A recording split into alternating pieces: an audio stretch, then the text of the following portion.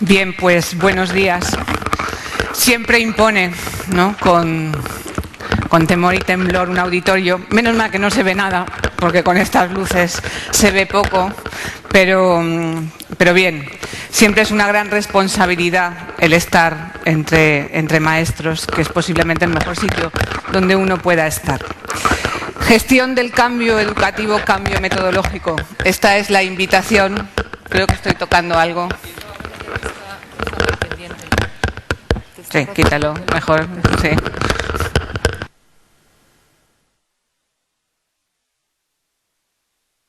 Esta conferencia empieza un poco rara.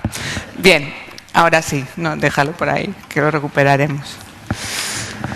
Bien, decía que esta es la propuesta de la que vamos a hablar esta mañana. ¿Cómo cambiamos nuestras escuelas? Es el final. Cierra mi amigo y maestro José Antonio Marina. Entonces estáis, yo supongo que todos ya muy arriba, después de haber escuchado a tantas personas apasionadas por la educación.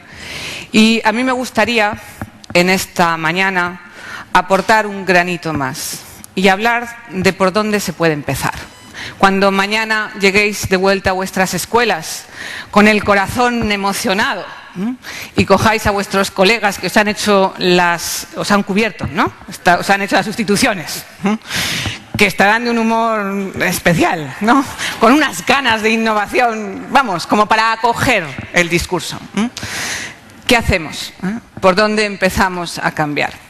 Y hay que cambiar por el aula, porque al final una escuela cambia fundamentalmente si logramos tocar el corazón de cada alumno en ese momento personal de encuentro que se da dentro de la clase. Así que vamos a hablar de cómo dar una buena clase. Y eso es un poco lo que persigue el cambio metodológico. Voy a hacer tres partes. Voy a hacer una introducción, como no, hablando del famoso fracaso escolar. ¿Sabéis qué dice McKinsey, el informe? Que hay tres razones por las que cualquier sistema educativo, un macrosistema o un microsistema, puede comenzar un proceso de cambio radical. Una es una profunda crisis económica. Dos es un informe devastador sobre el fracaso del funcionamiento del sistema. Y tres, un cambio fuerte de liderazgo. Reunimos los tres. Estamos en resaca postelectoral, ¿eh? Aunque lo del liderazgo, ¿verdad?, está por ver. Pero mejor no lo podemos tener, ¿no? Estamos ante una gran oportunidad, porque peor tampoco lo podemos hacer. Y esta sensibilidad de que hace falta un cambio y este discurso mediático que nos está hundiendo un poco en la miseria, bueno, pues acoge el borrador del anteproyecto de la LOMCE. Ya es difícil encontrar acrónimos últimamente, ¿no?, para tantas leyes de educación. Bien, cuya gran novedad va a ser que vamos a evaluar, ¿eh? Es una de las grandes novedades que aporta la ley. Y he traído, para empezar, el examen, la prueba de diagnóstico de la competencia lingüística que se ha pasado en mi amada comunidad autónoma valenciana para medir la competencia oral de los alumnos de primaria. Este es el texto que se ha pasado a todos los miles de alumnos en estos últimos meses y cuyos resultados, que tenéis representados en todas estas múltiples gráficas, son absolutamente deprimentes. Y les decían así a los niños de primaria: la gran noticia de la señora Pichote. Un buen día de sol, la señora Pichote, profesora de Jorge Hilberto, entró en la clase con más cara de enfado que de costumbre. «A ver, sentaros todos», chilló la profesora. «Os traigo malas noticias. Me voy a jubilar».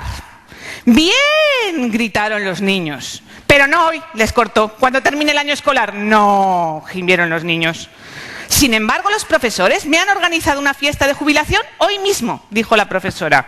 «Bien», gritaron los niños. «Durante el recreo», volvió a interrumpir. «No», gimieron los niños. «Habrá montones de helado gratis», dijo la profesora. «Bien», gritaron los niños. «Mi sabor favorito es requesón de cabra rusa», dijo la profesora. «Oh, no», gimieron los niños. «Pero antes», dijo la profesora, «haremos otra cosa muy divertida». «Bien», gritaron los niños. «Tarjetas de feliz jubilación para mí», dijo la profesora. «Oh, no», gimieron los niños. La profesora Pichote recorrió la clase repartiendo sobres, hojas de cartulina y plantillas en forma de mariposa a todos los niños. Y luego escribió un poema en la pizarra. «Muy bien, ahora sacad las ceras», ordenó ásperamente la profesora. «Quiero que todos uséis las plantillas para hacer una mariposa amarilla en la portada de vuestras tarjetas. Cuando hayáis terminado, copiad el poema por detrás». Prueba de competencia lingüística de la Comunidad Valenciana. El texto yo creo que no tiene desperdicio. Dicen todos los entendidos y los gurús que el factor fundamental para que una sociedad modifique su sistema educativo es el aprecio social, el respeto y la valía objetiva de sus profesionales de la docencia. Este es el retrato de una maestra, es el retrato de un aula que por supuesto no tiene nada que ver con las aulas de los que estamos aquí. Pero no parece un buen principio un sistema educativo, un elenco y una colección de gestores de la educación que propone como texto reflexivo una imagen tan negativa, tan nefasta, tan triste de lo que es un docente, de lo que es un maestro. El punto de partida, la única esperanza de superar los índices de fracaso escolar es lograr, dicen también los entendidos, este es el resultado del informe, luego tendréis acceso a la ponencia, entonces no me voy a entretener. Después hemos trabajado durante más de un año haciendo análisis de los expertos en cómo salir del bache educativo y superar el fracaso escolar, y hemos llegado a diseñar 12 aspectos que son fundamentales para que se aborde la mejora de un sistema educativo, fundamentalmente vinculados a la modificación del aprendizaje del aula. Y esto supone un estilo, un modelo de docente diferente. El primer desafío que tenemos para cambiar un sistema educativo es mejorar, elegir a los mejores y asegurarnos de que los mantenemos siendo mejores y que les dotamos de recursos, de estrategias, de tiempos, de espacios, de todo lo que habéis estado viendo durante estos días en el Congreso, que les ayude fundamentalmente a hacer esa tarea. El problema es que aquellas personas que tienen responsabilidad de legislar miran la escuela desde fuera. Y para explicar un poco esto, voy a robarle una metáfora a mi amigo José Antonio, que usa para explicar algunas experiencias, ¿no?, que son difíciles de contar, ¿no?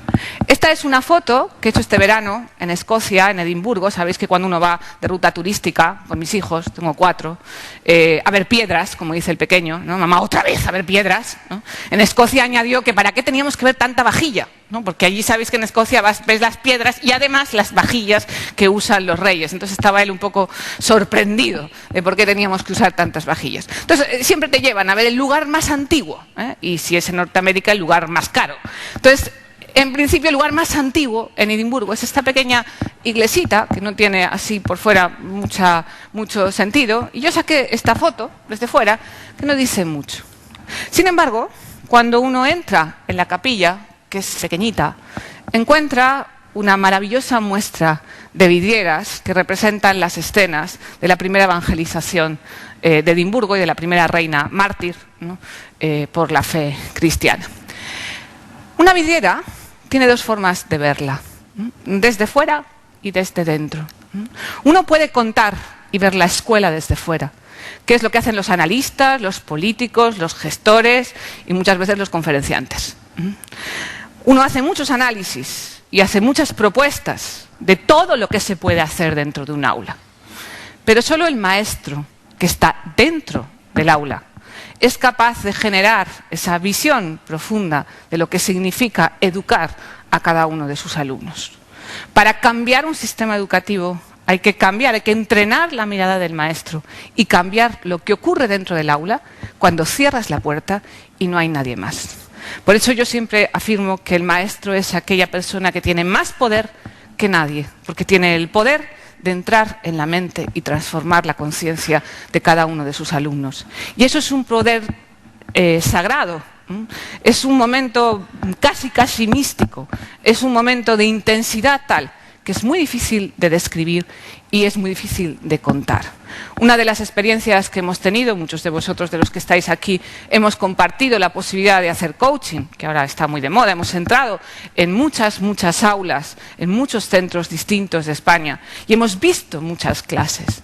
Por eso la propuesta de esta mañana, lo que a mí me gustaría que pudiera dejar este rato que vamos a compartir, es cómo nos situamos, muchos de vosotros sois directores, cómo nos situamos cuando entramos en una escuela, desde dónde miramos nuestras escuelas. Y es muy importante, para comenzar un proceso de cambio, es muy importante mirar la escuela desde dentro del aula, desde dentro de los procesos profundos de aprendizaje y transformación educativa. Y cuando uno entra en un aula, y hablaremos después de las metodologías, pero cuando uno entra en una escuela, lo primero que hacen es enseñarte lo mejor. Cuando tú vas a ver un colegio, normalmente yo siempre digo que lo primero que el director te enseña son las aulas de infantil, ¿no? Porque están preciosas, están llenas de cosas por las paredes, de colores, ¿no? Los niños pues están todos por el suelo, siempre se respira el aprendizaje, ¿no? Nunca te llevan a ver la de tercero de la ESO. Todas las cosas, porque mejor no veas a los alumnos de tercero de la ESO, ¿no? Están todos en fila india, ¿no? Bueno, con un cuadro, ¿no? En fin, las paredes que no se desconchen, como dicen algunos directores, porque no puedes pegar blue tack porque se manchan, con lo que les ha costado la pintura. Entonces, quiero decir, no te enseñan eso, te enseñan aquello de lo que se sienten más orgullosos. El cambio en educación no viene dando y regodeándonos en lo mal que hacemos algunas cosas. Las semillas de cambio vienen de las cosas bien hechas. En una escuela las cosas cambian cuando entrenas a los profesores a encontrar la botella medio llena, no la botella medio vacía. Y cuando entras en una clase, necesitas aprender a ver todas las semillas de lo positivo, las semillas de esperanza que hay en la transformación de cada uno de nuestros alumnos. Los que estamos aquí, que hemos sido docentes y hemos tenido estos alumnos desesperados, estos que ya has tirado la toalla, ¿no? Y que los pones, si puedes y tienes, los llevas con la pete, o sea, si puedes los sacas, pero si te los tienes que comer, pues los neutralizas, ¿no? Entonces los pones en una esquina, o te los pones delante, o les das una ficha, ¿no? Es esta mala comprensión de la atención a la diversidad. Entras en una clase de quinto y tienes un niño con el libro de texto de segundo. Es que es de un nivel de segundo. Y está haciendo lo mismo para más tontos, más lento, más repetido. Entonces los nivelamos, ¿no? Y sobre todo que se estén quietos. Pero un día, ¿no? Este niño que está haciendo el libro de segundo, y está pegando y rellenando huecos por esta famosa huecología que yo hablo tanto, ¿no? Sabéis que los alumnos aprenden por huecología, esto lo he explicado muchas veces, ¿no? Leen el texto, luego ya rellenan. María y puntos suspensivos van con puntos suspensivos a puntos suspensivos. Y los niños van al texto y van rellenando los puntos suspensivos, ¿no?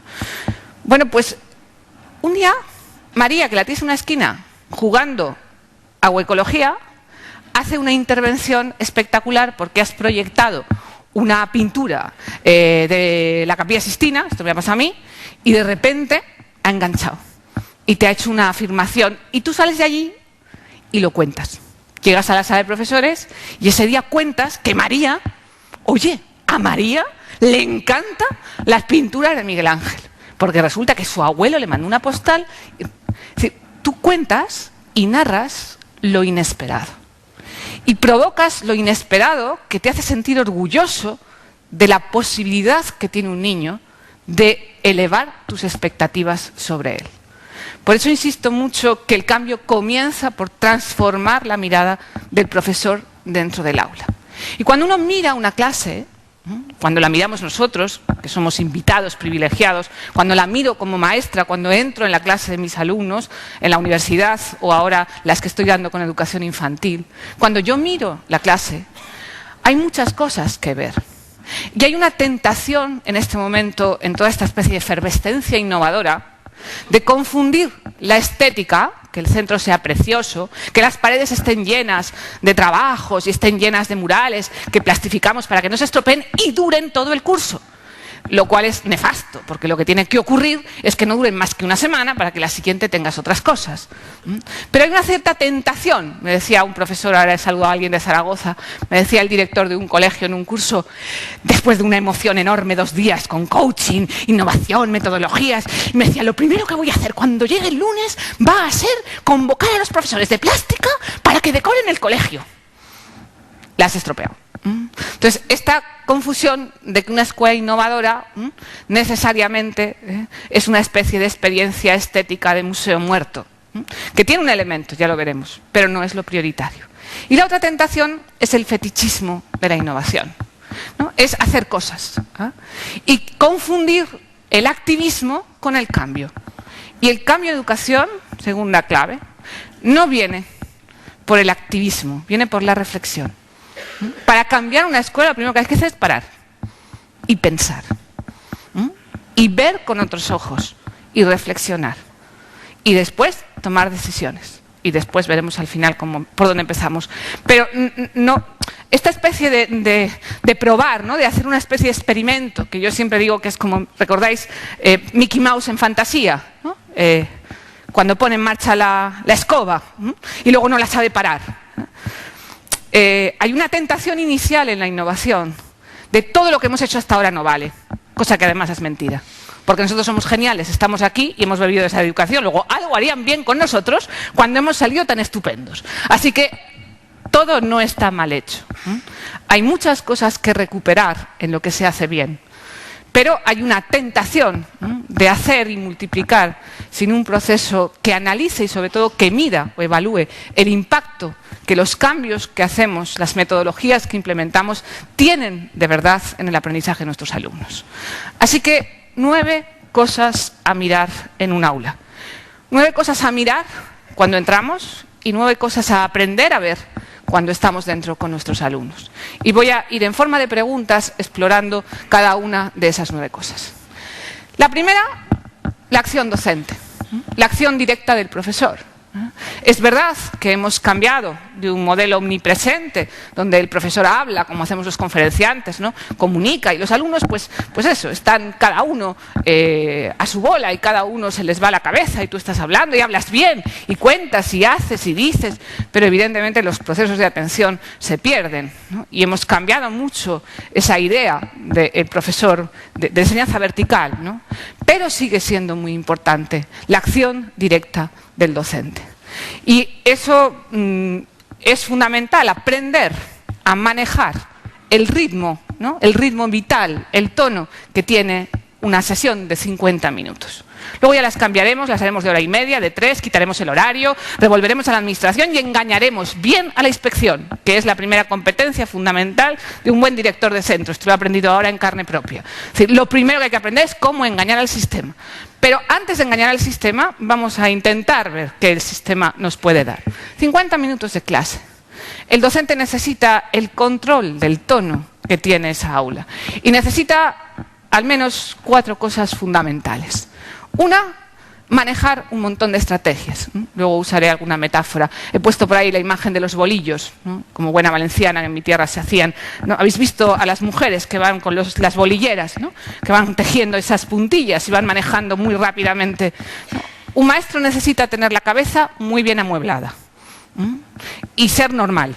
Que ya es algo, o sea, psicológicamente normal. Esto se presupone, bueno, se presuponía, ahora ya no. Entonces, claro, estas cosas son importantes. Entonces, si uno ya es normal y amuebla bien la cabeza, tiene que tener suficiente versatilidad para improvisar dentro de una planificación rigurosa. Entonces, necesitas aprender a manejar estrategias. Ya digo que luego nombraré algunas. Y recursos. Pero a la vez, las estrategias y los recursos tienen que ir vinculadas al rigor del conocimiento. Y esto es una tentación que, insisto, esta nueva efervescencia a veces no contempla.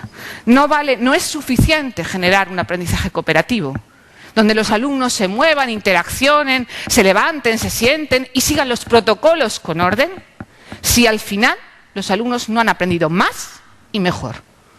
Y que además aquello que aprenden sea relevante y fundamental para la disciplina que imparto, para la estructura, ¿no? para las vértebras fundamentales de cada una de las materias, que puede ser los procesos de lectoescritura en primer ciclo de primaria y puede ser cualquier tipo de operación matemática compleja en tercero de secundaria. Pero yo, como profesor, necesito conocer bien los nervios conductores de mis disciplinas y los irrenunciables que quiero que mis alumnos comprendan bien. Y construir saberes objetivos, muy importante para los antiguos llamados profesores de letras. Queremos que los alumnos sepan mucho y bien. Y eso no se puede sacrificar en pro del movimiento que yo pueda generar para motivar o implicar a los alumnos. Ese equilibrio, esa balanza debe respetarse, o los profesores hacen una vez o dos un proyecto o un cooperativo y no repiten.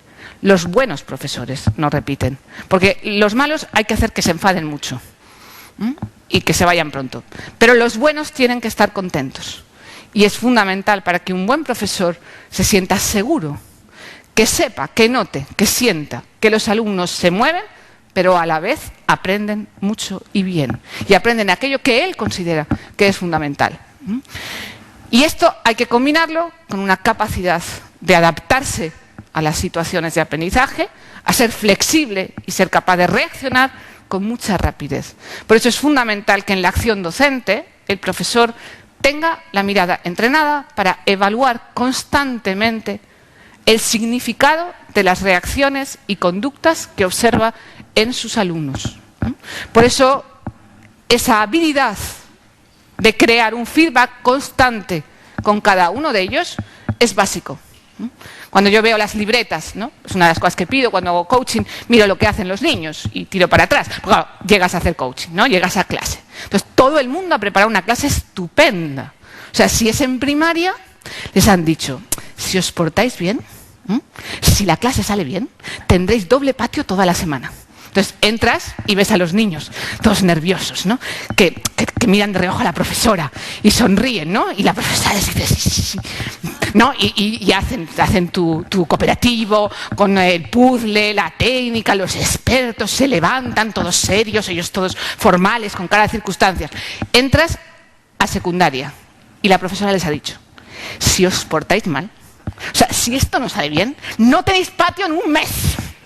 Entonces, en secundaria no la miran a ella, te miran a ti, para ver si no los miras y pueden marear. Entonces, están pendientes de ti en tensión. La profesora tiene una cara hasta aquí y por supuesto, el cooperativo sale impecable. Pero claro, ahí ni espontaneidad. O sea, la técnica, el método, no tiene, vamos, nada que objetar.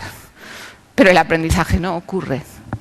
Entonces, esa necesidad, esa capacidad de responder, decía, me he ido un poco, que normalmente miras lo que hacen los alumnos, ¿no? Y ves cómo corrigen, ¿no? con el tic, con el rojo, eso sí, con el color rojo. Y bien, mal, sí, no. ¿Cómo les retroalimentas lo que hacen? ¿Cómo valoras lo que hacen constantemente? Y no solamente cómo analizas la calidad de lo que hacen, sino cómo eres capaz como maestro de generar respuestas adecuadas a cada uno de ellos, ¿no? Ahora hablaremos un poco de la personalización. La acción directa del profesor. Segundo elemento fundamental, evidentemente, es la reacción de los alumnos. ¿Qué está pasando? Cuando yo entro a ver una clase, normalmente el profesor que te la ha contado previamente, te ha contado lo que va a hacer. Y yo siempre les pregunto, ¿y qué imaginas que va a pasar? Cuando tú leas este texto, como el que yo he leído hace un momento, ¿qué crees que va a pasar en los niños? Cuando terminas de ver la clase, siempre te dicen, es que han participado mucho. Han participado 10, pero hay 5 que no han levantado la mano. Los que me conocéis sabéis que yo tengo prohibido levantar la mano en la clase. Entonces, no se trata de cuántas veces han participado solamente, sino si era pertinente la participación, si era relevante para la situación y si tenía calidad la participación. La participación que se fomenta con muchas de las metodologías que propondremos es importante, pero solo es importante en función de que garantice la calidad de la reacción de aprendizaje. Y esto se garantiza con lo que viene a continuación. ¿Qué comprensión profunda del conocimiento revela esa participación? Yo puedo proponer un recurso, y todos los que estamos aquí hemos dedicado mucho tiempo a preparar las clases. Y tú preparas tu clase, imaginas tu clase, y preparas tus actividades e imaginas la reacción de los alumnos. Y luego ocurren muchas veces cosas inesperadas, para bien y para mal, que modifican mucho tus expectativas. Necesitamos ser capaces de observar y de provocar situaciones donde los alumnos narren, hagan explícita la comprensión del conocimiento. Esto se ve cuando son capaces de usar esa información en un contexto diferente o inesperado, cuando son capaces de transferir lo que aprenden a otro tipo de disciplina, cuando conectan de forma espontánea aquello que estamos trabajando con otras experiencias que muchas veces son ajenas al aula, cuando extraen consecuencias éticas o de transformación sobre aquello que ven, cuando hacen preguntas que nos sorprenden, ¿no? Que te hacen sentir un poco, ¿no? Que te crecen un poco, que dices, esto va bien, ¿no? Porque estás viendo que los alumnos te han enganchado. O cuando toca el timbre y todos dicen, uy, ¿ya? ¿No? Y ese día no comes. Yo siempre digo que esto pasa una vez al mes en primaria, una vez al año en secundaria, jamás en bachillerato, porque como está el selectivo nunca hay opción, ¿no? Y en infantil no deberían cobrar porque ocurre todos los días en algún momento, ¿no? Entonces es muy fácil que los de infantil te adoren. Generar ese grado de implicación, esas experiencias de flujo, ¿no? Que decía Mijail Csikszentmihalyi, cómo se pronuncia este nombre, que nunca lo sé pronunciar, ¿no? Donde uno pierde la conciencia del tiempo y del espacio, porque la actividad le absorbe de tal manera que olvidan portarse mal. Entonces ese índice de comprensión y de enganche con el conocimiento es fundamental. ¿Qué está pasando? ¿Qué competencias entrenan? ¿Qué aprendizajes manejamos a la vez que el conocimiento, ¿no? Yo siempre explico el tema de las competencias así, ¿no? Las competencias no van a sustituir los contenidos, pero son los procesos con los que vamos a tratar esos contenidos y vamos a jugar con ellos, de manera que los interioricen, de manera que los usen, de manera que se conviertan en jugadores expertos, ¿no? Yo siempre digo que mis hijos que saben muchísimo de fútbol, de la vida de los futbolistas, de todo, o sea, de lo que tendría que hacer el árbitro y de todo lo demás. Pero son pésimos jugadores en el campo. Si jugaran tan bien al fútbol como lo que saben de fútbol, pues eso, yo no tendría que ir por ahí de saraos y podría jubilarme con mucho éxito. Pero no juegan bien. Las competencias es la garantía de que la información se convertirá en conocimiento que dejará puesto en su personalidad intelectual y también en su carácter moral. Necesitamos ver en nuestra clase de forma explícita que no solo estimulamos que les crezca la cabeza, sino también que les educamos en el carácter. Y eso son las competencias. Luego cada sistema educativo y cada ley, que no sabemos muy bien qué va a hacer esta todavía, las retratará de una manera o las retratará de otra. Habéis visto en la portada cuando ponía lo del fracaso escolar, supongo que habréis reconocido por los medios de comunicación esta semana, el informe de la UNESCO que nos ha dejado fatal. ¿No recordáis hace 2 semanas el titular de los medios donde España está en los últimos países? En fin, todas estas cosas para ponerse a llorar. ¿Habéis reconocido la portada? Lo digo porque el título del informe de la UNESCO son las competencias y los jóvenes. Esto para recordárselo al autor del anteproyecto, que las ha dejado de nuevo arrinconadas, ¿no? Y volvemos a la añoranza de las largas listas de contenidos. Bien, estimular y provocar situaciones donde los alumnos practiquen desempeños, ¿no? El inglés, el concepto de performance, pongan en escena el aprendizaje. Para eso nos van a ayudar las metodologías. ¿Dónde y cómo vamos a crear situaciones donde los alumnos practiquen el saber? Y por último, que recuerda, los innovadores tenemos el vicio de denostar la memoria. Nos metemos mucho con ella, yo la primera, porque venimos de un sistema tradicional que ha hecho mucho hincapié en la importancia de memorizar largas listas de contenidos que muchas veces no tenían una significación real en las experiencias vitales de los niños. Y hemos olvidado con la misma facilidad que hemos aprendido. Yo siempre pongo el ejemplo de las llaves de habitación. Por aquí he robado esta mañana la del Hilton, estupendo hotel, donde nos han alojado en el Congreso. Pues yo salí esta mañana, ahora aún me acuerdo de la de esta noche, pero la de ayer de La Haya, me podíais matar en este momento, no recuerdo el número de habitación. Yo tengo muy buena memoria. Mi memoria recuerda el número de la habitación del hotel, exactamente el tiempo que estoy en el hotel. Como nuestros alumnos, que han memorizado mucha información con memoria muy eficaz y la han recordado exactamente el tiempo que la han necesitado, que es hasta el control. Hemos abusado mucho de un tipo de memorización en las aulas que ha hecho que muchas veces cuando planteamos modelos de cambio metodológico critiquemos y arrinconemos los procesos de memoria. Pero ciertamente una buena clase es la que consolida algunos saberes que son necesarios y útiles para transferir esa información. Yo calculo que está alrededor de un 20% de lo que proponen los currículums. Pero un profesor debe ser capaz de juzgar, de discernir en aquello que enseña, qué es lo fundamental que quiere que todos los alumnos conserven, qué es lo recomendable para que los alumnos manejen y qué es lo que hay que encontrar en Google si es necesario saber buscar dónde, cómo y para qué se utiliza.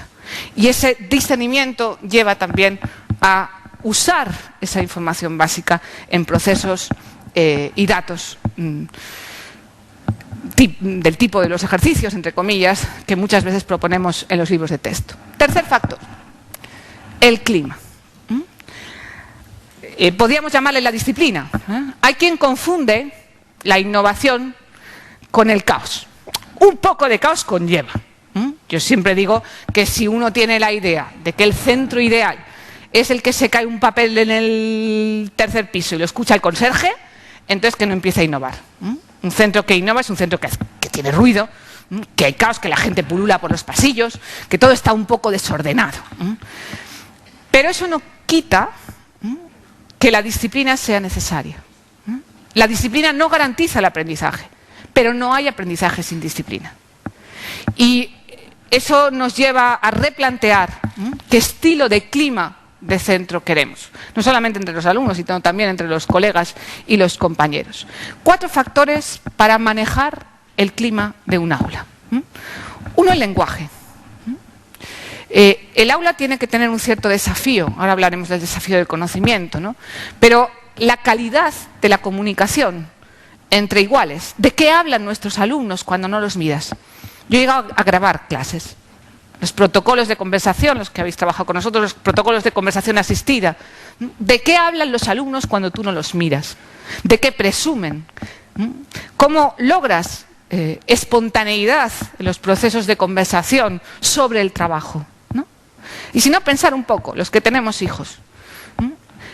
¿Cuánto tiempo dedicas a hablar con ellos de lo que han hecho? Sobre todo cuando tienen problemas, ¿no? Recuerdo el mío pequeño con la filosofía, que la tenía atragantada, ¿no? Y yo soy profesora de filosofía. Me acuerdo estudiando con él Platón, ¿no? Y después de discutir durante más de 20 minutos sobre la inutilidad profunda del estudio de la filosofía para la vida, y para qué tenía que aprender lo de la caverna, y para qué eso le iba a servir, y después de ponerle 1000 ejemplos y al final decirle o te lo estudias o no te doy pasta para el fin de semana, quiero decir, pero tú lo intentas, ¿no? Entonces, quiero decir, tú lo intentas contar, explicar, decir, ¿no?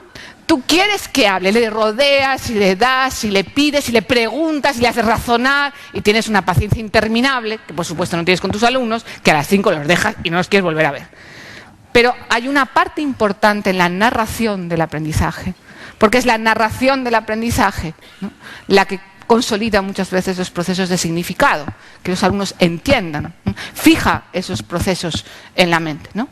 Siempre cuento así medio en broma, ¿no? Imaginaros que vuestro director ha contratado un profesor nuevo de educación física, no sé si aquí hay alguno, que siempre son atractivos. Bueno, que decir, hombre, un poco tienen de atractivo, ¿no? Entonces, llega nuevo. Y tú, pues eso, ¿no? Es simpático, es agradable, bueno, pues eso. Eso, ¿no? Que se te queda la sonrisa grabada cuando hablas de él, ¿no? Esas personas que se van, pero se te queda la cara como sonriendo, ¿no os ha pasado, no? Entonces te lo encuentras casualmente en el descanso, en la máquina de café, ¿no? No pasa nada. O sea, todavía no has llegado a fantasías eróticas ni a nada de esto, ¿no? Quiero decir, es todo muy light. Pero un día, después de un congreso interesantísimo, te vas con tus compis a tomar unos vinos para relajarte y tal, y después del cuarto rueda les confiesas, pues eso, que te pone un poco. Pues ya se acabó la paz. O sea, hay un antes y un después del día que has contado, admitido y compartido. ¿Qué te pone? O sea, se acabó. La narración construye el significado. La calidad de la comunicación en un aula es un factor fundamental para consolidar los aprendizajes. Esa comunicación tiene un factor hoy fundamental a través del uso de las nuevas tecnologías, que no voy a insistir porque creo que ya se ha hablado mucho aquí. Pero las nuevas tecnologías, las tecnologías de la comunicación, son para comunicarse, no para jugar. Y no es un elemento de motivación, lo fue al inicio, pero hoy a los alumnos el uso de las TICs no les motiva en sí, porque ya están usando esas tecnologías fuera del aula en contextos mucho más agradables y divertidos. Por lo tanto, solamente son relevantes en la función en que enriquecen los procesos de comunicación y amplían la nube de interlocutores, que es un tema fundamental en la construcción de significados. Gestión del tiempo y gestión del espacio. Dos temas que van muy ligados. Ojalá tuviéramos todos, como Monse supongo que enseñó los vídeos, ¿no?, de Barcelona el primer día, ¿verdad? Una siente pequeña cuando llega allí y ve todo aquello. Yo, gracias pues, a su generosidad, les conozco ya muchos años y no siempre fue así.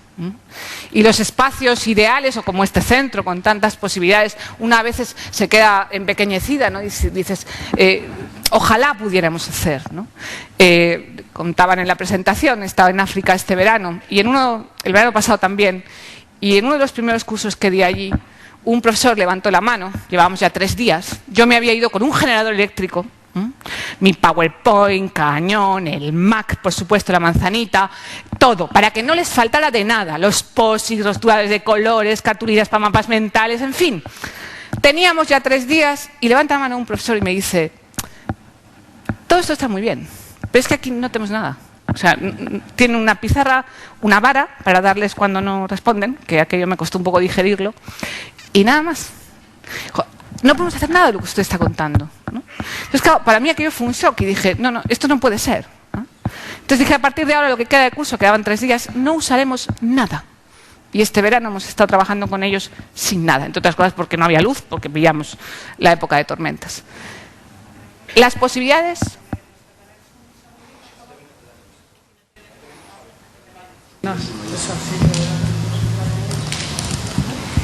Hay un coche que está molestando, es un Audi de matrícula 3280 DXL. Tendríais que salir a retirarlo, ¿vale? Gracias. Bueno, después de los minutos de publicidad, termino la anécdota, porque no se me olvide la moraleja. El cambio, tercera clave, se hace desde donde estoy, con las naves que tengo y los remeros que me han tocado. No con los otros, con los que me gustaría, con los ideales y con las circunstancias que fomentarían los recursos que tendríamos, y si la crisis no estuviera, los políticos no se hubieran gastado todo lo que no toca y todo fuera genial, tendríamos las cosas ideales. El cambio se hace con las naves que tengo. La gestión de los tiempos y de los espacios se hace a partir del análisis en positivo de las circunstancias que me condicionan, pero no necesariamente me determinan. Y es muy importante el gestionar los recursos que cada uno tenga, que cada centro tenga, de espacios y de tiempos al servicio del aprendizaje y no al revés. En esto sí que hay que engañar a la administración. Puede ser que no pueda construir un aula genial como la que visteis en los vídeos de Monse, pero podéis tirar la mesa del profesor a la basura, la podéis reciclar, la podéis donar a Cáritas, que ahora le hace mucha falta. Entonces, podéis quitar la mesa al profesor. No es muy complicado. No podemos tener determinadas cosas, pero sí podemos disponer lo que tenemos de otras maneras. Podemos hacer aulas flexibles, podemos hacer cambios temporales, podemos jugar con los horarios. Hemos hecho ahora experiencias de tutoría vertical, donde mezclamos a los niños por edades. Cada tutor tiene 7 niños de primero, 7 niños de segundo, 7 de tercero, 7 de cuarto. De modo que los niños están agrupados de una forma diferente, trabajan con un tutor que no está asociado a la impartición de las materias, y eso genera una flexibilidad enorme en la organización de la escuela. Hemos aumentado el tiempo de tutoría a 3 horas y media, y para eso nos hemos cargado la tecnología y la plástica, que la hacen por proyectos asociados en bloques horarios de la mañana. Hay muchas cosas que se pueden hacer. Y el inspector, pues lo sobornáis, o le invitáis a café, o le engañáis, o ese día, pues como hacemos nosotros cuando hacemos el forcem, ¿no? Que ponemos buscas y el conserje cuando viene avisa y entonces todo el mundo está en el pasillo haciendo un día cultural. Entonces, quiero decir, al final, el tema de la gestión del espacio y el tiempo tiene una clave, tengo que ir un poco más deprisa, básica, y es que son dos factores fundamentales para aumentar la implicación. No hay nada peor en una clase que los tiempos muertos. Siempre digo en infantil, cuando llegas y ves los horarios de infantil y ves cómo ponen en el horario juego libre, que yo comprendo, ahora que doy infantil, que con 27 niños cogiéndome del babero y pidiéndome cosas, yo comprendo que hay que hacer juego libre para descansar. O sea, quiero decir que en infantil lo disculpo ahora que doy clase en infantil. Pero luego en primaria hay mucho tiempo juego libre, porque pones un ejercicio, pones una actividad y hay 10 niños que terminan a tiempo. A 10 les sobra tiempo y a 10 les falta. Y has generado un montón de tiempo libre. Hay muchos momentos donde tú has perdido la intensidad del aprendizaje. Es como nuestra interrupción.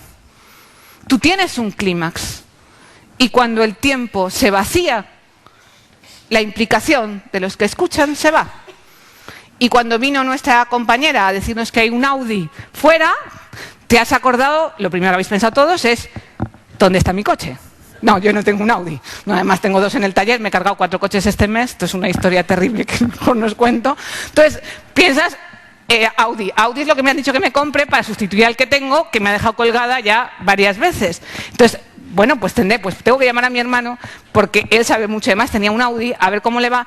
Y ya os habéis olvidado de mi historia de África, de lo que yo os estaba contando, y vuestra mente está en el concesionario más próximo del Audi y la nómina que va a bajar la administración a la concertada para ver si os va a llegar suficiente para pagar. Y estáis muy interesados. O sea, habéis venido aquí un fin de semana, un domingo, pero por muy interesados y motivados que estéis, los índices de concentración se pierden.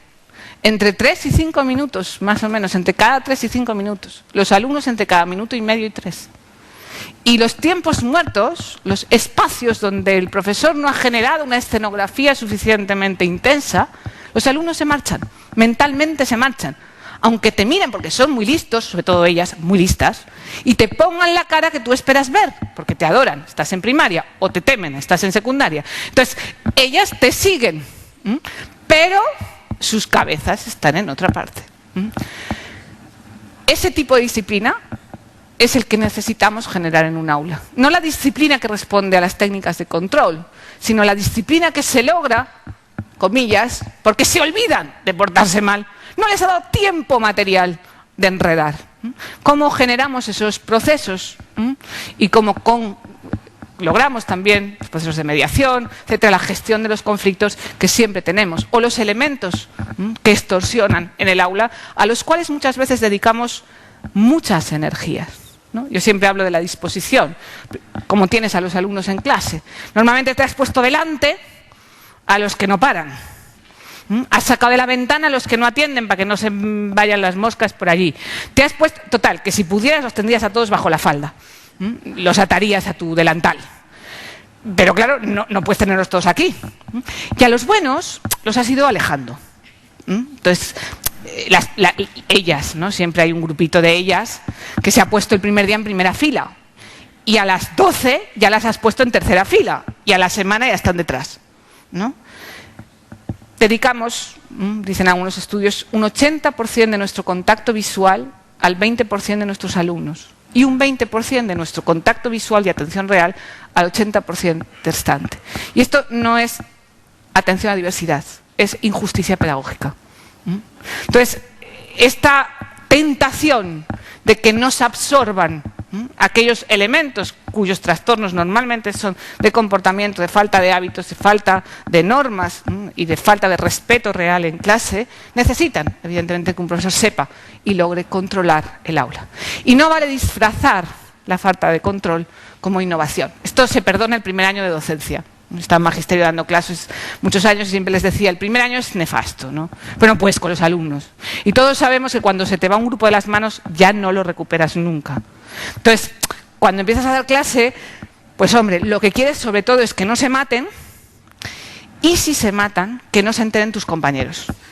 Entonces, si asoma la cabeza a alguien, estamos haciendo cooperativo, siento lo del ruido, no pues con ellos, pero bueno, que no se enteren, ¿no? Quiero decir, esto se perdona al principio, pero evidentemente necesitas un control absoluto de los movimientos, del comportamiento, es que los alumnos te sigan, te respondan. Y eso es lo que hay que aprender en técnicas de gestión de conflictos o de modificación de comportamientos. 4. Voy a ir un poco más deprisa. Tiene que importarles lo que aprenden. Es importantísimo que cuando uno diseña una hora de clase, elija algo que importe. Que les importe a ellos o que te importe a ti y entonces tengas que hacer una tarea de marketing. Yo comprendo que cuando uno tiene que enseñar las tablas de multiplicar, pues no es lo mismo que cuando hacemos una clase sobre las plantas de la localidad y los llevamos a no sé qué. Cada uno ama su materia, porque si no, no sirve. Si tú no amas lo que enseñas, difícilmente lo quieres transmitir. Entonces, cuando uno ama lo que enseña, yo soy teóloga de origen, entonces cuando uno intenta que sus alumnos se apasionen por la transustanciación, que lo pone el currículum, pues yo entiendo que no es fácil. Pero si tú te lo crees, pues ya encontrarás la manera de explicar eso. Yo lo hacía con Gran Hermano y no me preguntéis ahora cómo. Entonces, que si tú ya encuentras cómo contaré esto a mis alumnos. Hay dos formas de entrar en la relevancia del conocimiento. O bien porque encuentro cosas que a ellos les importan, pero no siempre son importantes. O bien porque encuentro modos de que lo importante les importe. Me permitís el juego de palabras. Tienen que ser contenidos fundamentales, aplicables, utilizables en experiencias cotidianas que ellos tengan. Relevante. Y por supuesto no reiterado, ¿no? Siempre pongo el ejemplo del sistema digestivo. Aprenden el sistema digestivo en infantil, en primer ciclo, segundo ciclo, tercer ciclo, en secundaria, en ciencias, 2 veces además, en biología. 7 veces está el sistema digestivo tal cual redactado en la ley. Y el intestino no cambia de lugar, de verdad. O sea, quiero decir, lo digo porque los postes son iguales. Cambia el tipo de letra y tal, pero hay muchos contenidos reiterados, repetidos en los currículums. Repetimos tantas cosas desde maneras distintas, muchas veces sin ninguna conexión entre ellas. Con un falso mito de aquello de Brunner, del currículum en espiral, ¿no? De dar lo mismo con mayor profundidad, pero al final muchas veces acabamos utilizando muchos contenidos de manera reiterada y los alumnos no los aprenden. Siempre pongo el ejemplo del verbo to be, ¿no? Presente indicativo del verbo to be, ahora que está el bilingüismo. Primero que hacen en infantil, ¿no? Se presentan. Primero de primaria, libro, primer tema, presente indicativo del verbo to be. Segundo de primaria, presente indicativo del verbo to be. Tercero de primaria, cambian de ciclo, hay que recordar, presente indicativo del verbo to be. Quinto de primaria, presente. Primero de la ESO, coger un libro de inglés, tema 1, presente indicativo del verbo to be. Segundo, tercero. Primero de bachiller, que tienen en el libro, primer tema, presente indicativo del verbo to be. Richmond, lo siento por ellos, pero también. ¿Y en selectivo qué les pasa? Que se deja la S de la tercera persona del presente indicativo del verbo to be en una amplia mayoría. Pero anda el presente indicativo del verbo to be, ¿cuántas veces? Cientos. Entonces, hay una necesidad de usar el conocimiento, de convertirlo en relevante, de hacerlo de forma autónoma y no vigilada, bien por el libro de texto, bien por la acción directa del profesor. La necesidad de estimular el esfuerzo, de ajustar las expectativas. Esto es muy importante. Yo veo muchos profesores y veo muchas clases y a veces una sale y dice, no ha ido nada mal, pero al final era tan mediocre lo que se esperaba de ellos, era tan pobre lo que se pretendía sacar, que no ha habido desafío. Necesitas ajustar tus expectativas de forma realista, pero también de forma ambiciosa. Si no tenemos ambición sobre lo que nuestros alumnos pueden producir, difícilmente vamos a empujarles a ir más allá de sus posibilidades. Y esto engancha, evidentemente, con la posibilidad de que en una clase se deje espacio para la creatividad y para la autonomía del aprendizaje de los alumnos. Estimular la investigación. Y vuelvo a sacar aquí el tema de la narración, que ya hemos hablado antes. El siguiente factor, la personalización. Yo he hablado mucho de esto durante años porque es una de las cosas que más me obsesiona, ¿no? Necesitamos cambiar esta mentalidad de que una buena clase es la que es homogénea. Y los maestros llevan esta especie de lastre, ¿no?, en la imaginación, de que yo daría bien clase, ¿no?, si mis alumnos fueran más o menos todos del mismo nivel. Y cuanto más homogéneo sea el grupo, más eficaz es el aula. Pero esto es mentira, porque les educamos para vivir. Y si les educamos para vivir, la vida es plural, es diferente, es diversa. No van a convivir ni en un trabajo, ni en un contexto vital, ni en una pareja, ni en una familia, con gente que sea idéntica a ellos. Necesitan aprender a vivir la diversidad. Cuanto más rica sea esa diversidad, más rico puede ser la estimulación de los aprendizajes. Y el maestro, esa idea de que todos igual, con un listón similar, con expectativas similares, materiales idénticos, objetivos comunes, eso hay que romperlo. La clase ideal es donde yo tengo un ACI para cada niño. La escuela ideal donde tengo un ACI para cada maestro. Esto de paso. Entonces, programamos como si tuviéramos que hacer 25 programaciones. Y no os asustéis, no hay que escribirlas. Programar no es escribir ni llenar cajitas, ¿no? Programar es imaginar el aprendizaje. Y necesito imaginar una trayectoria para cada uno de mis alumnos. Y si yo miro a un alumno y no sé dar razón de por qué hace lo que hace y por qué yo provoco que haga lo que hace, no estoy dando clase bien. Ahí hay algo que no funciona, ¿no? Cuando visitas buenas escuelas, una de las cosas que más llama la atención es la capacidad de un buen profesor de hablar sobre cada uno de sus alumnos con detenimiento, aunque no tenga papeles, como yo que soy muy caótica, pero aunque no lo tenga todo organizado, ¿no? Es dar razón del itinerario personal de cada uno de los alumnos. Fundamental aprender a evaluar, a diagnosticar estilos, disposiciones, carácter, reacciones, a valorar y sopesar el significado que cada una de esas disposiciones o reacciones o comportamientos tiene y a manejar suficientes estrategias diferenciales de respuesta. ¿Qué sabemos de cada alumno? ¿Cómo respondemos a la idiosincrasia única de cada uno de ellos? ¿Cómo generamos oportunidades? Habéis estado en los talleres, yo he paseado por alguno de ellos, ¿no?, donde una de las claves más importantes de las metodologías es generar oportunidades distintas y diferenciadas para que cada alumno practique sus fortalezas, ¿no?, y afronte y luche contra sus debilidades. Y cómo esas oportunidades cuidan todas las dimensiones de la persona y no solamente aquellos aprendizajes instrumentales que, de nuevo, nuestro querido Lonce se encarga de recordarnos que parecen ser las únicas que salen después en los titulares de prensa. 6.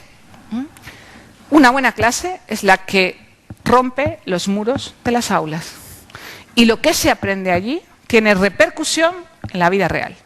Eso puede ser repercusión en la construcción de la personalidad, puede ser repercusión en la construcción de la convivencia del mismo grupo de dentro del aula, puede ser dentro de la escuela, puede ser la repercusión que esa escuela tiene dentro de una comunidad local y, por supuesto, el poder transformador que cualquier acto educativo tiene en la sociedad. Algo así como una especie de efecto mariposa educativo. Eso quiere decir que el buen profesor, una buena clase, tiene que contemplar qué ocurre en el tiempo que no están dentro de clase. ¿Cómo extendemos ese conocimiento? Los tradicionales deberes, ¿no? Cuando empezamos procesos de innovación así un poco más ambiciosos, uno de los problemas que tenemos ahora son las familias, ¿no? Se ponen muy nerviosos. Decía el otro día en una reunión de padres, hace pocas semanas, en un centro que llevamos ya varios años, me decía una madre, es que yo ahora ya no sé por qué tema va. Me decía, ya no sé qué tema va. Viene a casa con los deberes y claro, antes pues tú sabías que tenía que saberse el tema 7 y tenías que repasarle. Y ahora yo le quiero ayudar, pero claro, no sé, con tanto lío, ahora tiene que ir al banco, o subir a ver al vecino, llevarlo a... Son cosas un poco raras, ¿no? Entonces las familias están un poco descolocadas, ¿no? Luego hablaremos de la importancia de comunicar el cambio. Pero al final los deberes, es decir, ¿qué tienen que hacer fuera para que lo de dentro funcione? ¿Cómo podemos implicar en el aprendizaje a las familias? ¿Qué estilos de participación de la familia y la escuela? Que no están vinculadas solamente a que hagan lo que nosotros queremos, ni a organizar la fiesta de fin de curso o el día de la familia o coger el castillo hinchable escolar o las AMPAs, que son una especie de fuente de recursos económicos complementarios cuando los titulares no tenemos un duro, hablo ahora en primera persona. Entonces, uno contempla a las familias como fuentes de problemas y fuentes de recursos. La familia es una fuente de aprendizaje y el maestro en el aula debe gestar procesos de colaboración en la mente de los niños, de lo que hacen fuera y lo que hacen dentro. Y eso tiene una implicación de compromiso de tiempo, de actividad, pero sobre todo tiene un compromiso del docente de conexión, de relación, de aprovechar toda esa sabiduría que los niños beben fuera de los muros del aula. ¿Cómo garantizamos así que usen el conocimiento? ¿Cómo incrementamos su vinculación a la comunidad local? Y cómo hacemos que en esos procesos de vinculación, ahora volveré sobre esto, mejoren las cosas. Cómo les hacemos imaginar un mundo mejor. 7, he hablado de evaluación varias veces, 2 palabras, evaluar. Un profesor evalúa durante todo el tiempo, todo el tiempo.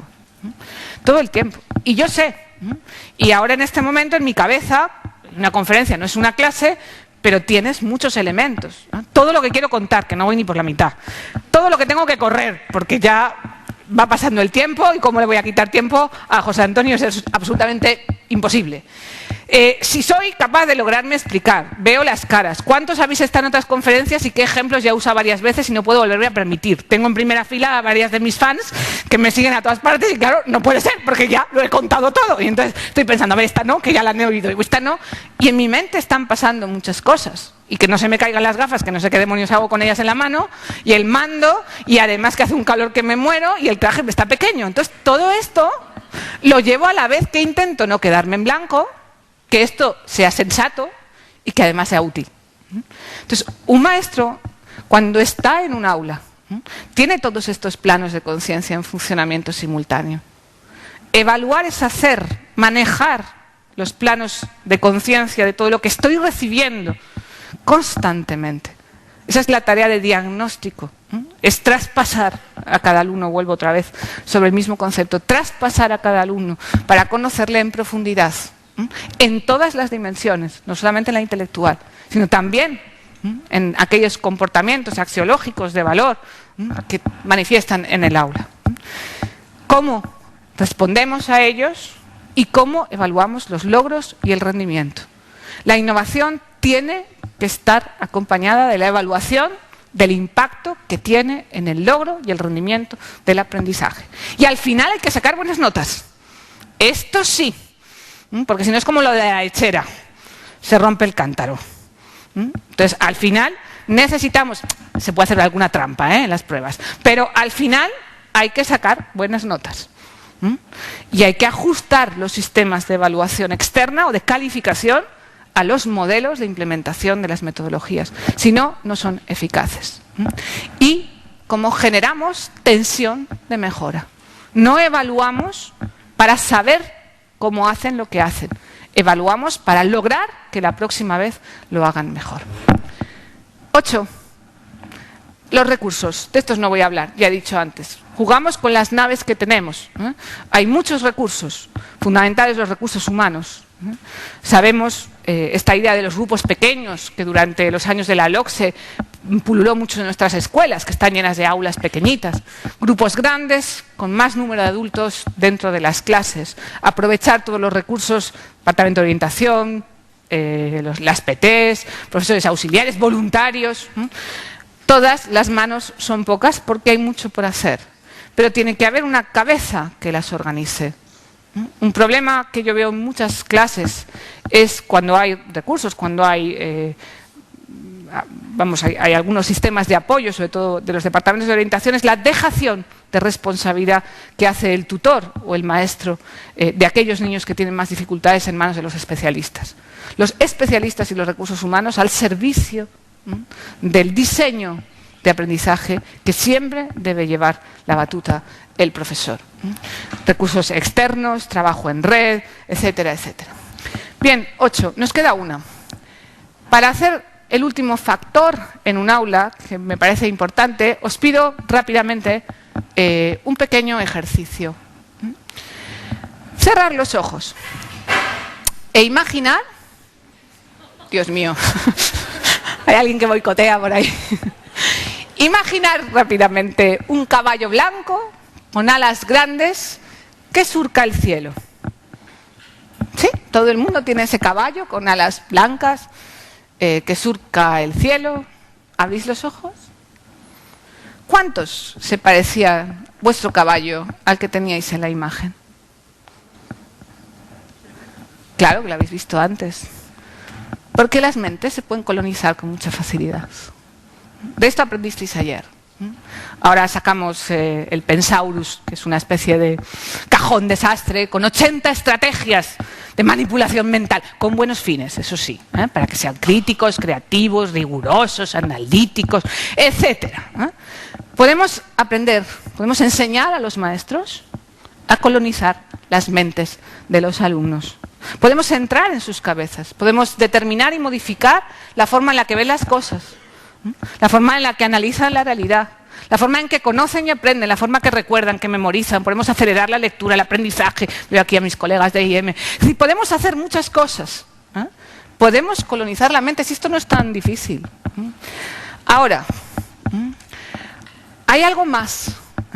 Hay algo más que no es tan fácil. He puesto un texto fundacional de la UNESCO, quizá por ahora lo de La Haya, ¿no? Que hemos estado trabajando en un programa de prevención de violencia a partir de una experiencia sobre el tema de los niños